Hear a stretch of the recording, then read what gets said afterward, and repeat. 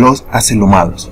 Hablaremos brevemente sobre las características de los gusanos planos o Phylum Platyminton, los cuales se encuentran agrupados en la categoría de animales acelomados. Las principales características de los gusanos planos es que son los animales más sencillos con simetría bilateral. Poseen 3 capas germinales, es decir, son triblásticos, en los cuales estas son ectodermo, mesodermo y endodermo, y se les conoce como gusanos planos. La principal característica que vamos a encontrar en los libros de texto acerca de los gusanos planos es que son acelomados. Para recordar qué significa ser acelomados, significa que no tienen una cavidad corporal. Como podemos observar en el siguiente esquema, existen diversos colores que van a identificar a las diversas estructuras que vamos a observar. La primera es este color amarillo, que está representando el epitelio que recubre al tubo digestivo. La siguiente es este color rosado, que está representando a la mesénquima, que procede del mesodermo y que está representado por este color rosado. Y la tercera es la capa muscular, que está representada por este color rojo, además del epidermis, que está representado por este color azul. ¿Qué tenemos que observar acá o en qué tenemos que reparar? El espacio que existe entre el tubo digestivo y la capa externa del cuerpo está rellenado por esta mesénquima. Es decir, no existe ningún espacio que se encuentre entre el tubo digestivo y la capa muscular externa. Es decir, es un animal sin cavidad, o en otras palabras, un animal acelomado. Animales pseudocelomados. Los animales pseudocelomados son un diverso grupo de animales que presentan una característica. Tienen un pseudoceloma. Los gusanos redondos o simplemente Phylum Nematode es el phylum más exitoso de los pseudocelomados. Son triblásticos y además presentan una simetría bilateral. Tienen la principal característica que utilizan su pseudoceloma como un aparato de movimiento. El esquema que observamos a continuación es bastante familiar, ya que utilizando un esquema similar explicamos a qué se refería un animal acelomado. Observamos un color amarillo que está representando el epitelio que recubre al tubo digestivo, un color rojo que está representando la capa muscular y un color celeste que está representando a la epidermis. Como podemos observar aquí, existe la ausencia de mesénquima entre el epitelio que recubre el tubo digestivo y la capa muscular, es decir, hay una cavidad. Si existe una cavidad, ¿por qué estos animales no se consideran animales celomados? Pues existe una característica extra que tienen los animales celomados, y es decir, que el celoma es cierto, es una cavidad interna que está recubierta por todas partes de tejido proveniente del mesodermo. Si ustedes observan, esta cavidad solo está recubierta por un lado por tejido que está proviniendo del mesodermo. El otro límite, que es el que estoy señalando ahorita con el cursor, no está colindando con tejido mesodérmico, está colindando con tejido endodérmico, es decir, posee una cavidad que no está recubierta completamente por tejido mesodérmico, y esto significa que aparenta tener un celoma, pero realmente no lo tiene. Es de ahí el nombre que ellos tienen. Son animales pseudocelomados, donde pseudo significa que parece o que realmente no lo es. Son animales que parecen que tienen un celoma, parece que tienen una cavidad, pero que realmente no la tienen recubierta completamente por mesodermo. Entre los animales invertebrados se incluyen grandes grupos de organismos.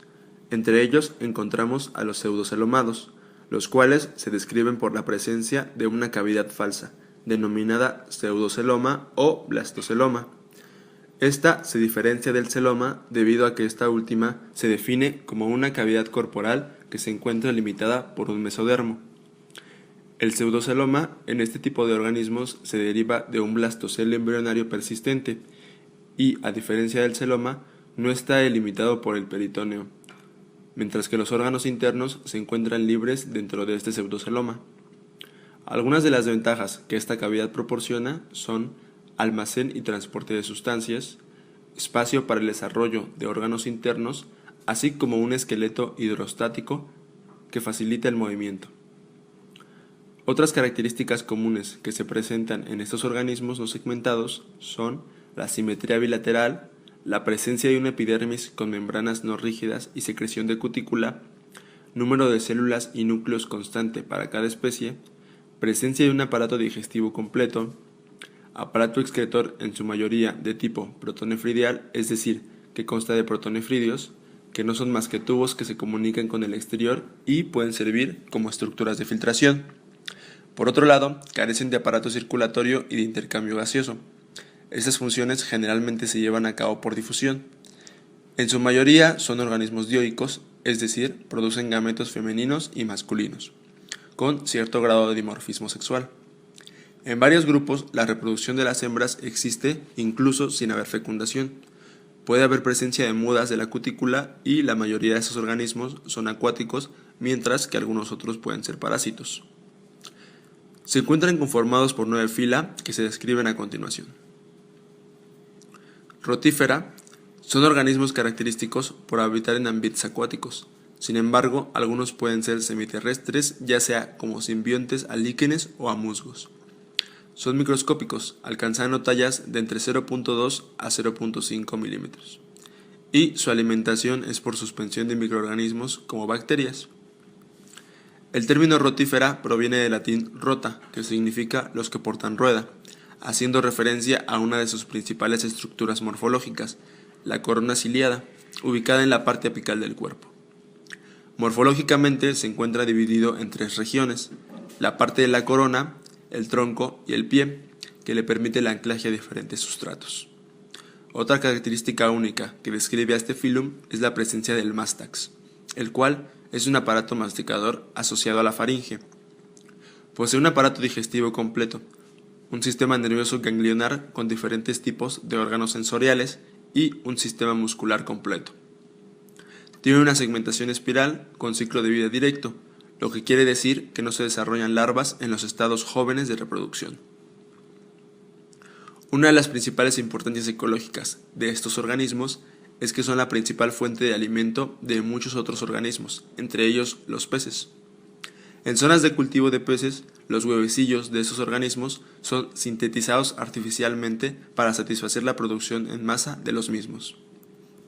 Actualmente, la línea de investigación sobre estos organismos se centran en su distribución y sus variaciones morfológicas, así como también las consecuencias que tienen sobre la cadena trófica, ya que son un eslabón entre el fitoplancton y los consumidores secundarios. Gastrotriquia. Son animales microscópicos acuáticos. La mayoría se encuentran en la zona bentónica del océano, viviendo sobre vegetación sumergida.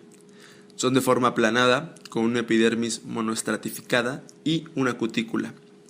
Esta epidermis ciliada cuenta con estructuras ornamentales en la región dorsal y ventral, así como tubos adhesivos a los lados del cuerpo y cabeza. Cuenta con aparato digestivo completo, un sistema excretor de tipo protonefridial y un sistema nervioso ganglionar con cordones longitudinales nerviosos. Por último, encontramos que son hermafroditas y desarrollan huevos resistentes.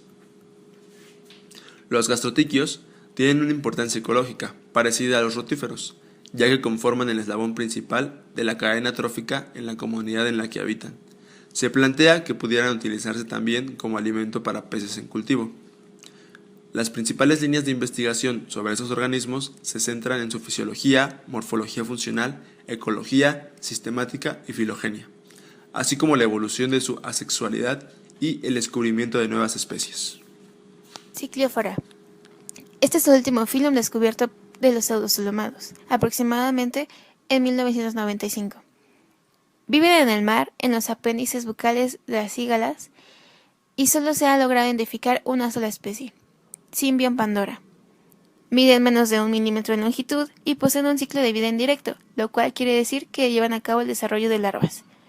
Además, existen 3 formas adultos en su ciclo de vida: una alimentaria, el individuo asexuado, y 2 reproductoras, el macho y la hembra. La morfología de los adultos asexuados es en forma de botella, alcanzando los 350 micrómetros de longitud, y se encuentran recubiertos por una cutícula. Son sésiles y viven adheridos a las cerdas bucales de la cigala, gracias a que tienen un disco basal que poseen en el extremo del pie, y presentan un tubo digestivo en forma de U. Estos organismos presentan reproducción sexual y asexual. En el caso de la reproducción sexual, los adultos reproductores carecen de tubo digestivo y estos engendran una forma larvaria, llamada Pandora. Los machos abandonan los adultos asexuados que lo alojan en busca de otros que contengan nuevas hembras, y así poder fecundarlas. Las hembras son de mayor tamaño que los machos y poseen una corona ciliada que tiene como función la fijación a la cigala. Estas, después de ser fecundadas, liberarán una larva coroide, la cual buscará una nueva cigala como hospedero para desarrollarse sobre ella, hasta alcanzar el estado adulto asexual nuevamente. Se ha sugerido que los ciclióforos pudieron haberse desarrollado a partir de larvas de entoproctos, que sufrieron partenogénesis previamente. La importancia ecológica de estos organismos recae en que son parte de la cadena trófica de organismos más grandes, siendo así que pueden formar parte del alimento y desarrollo de otros organismos.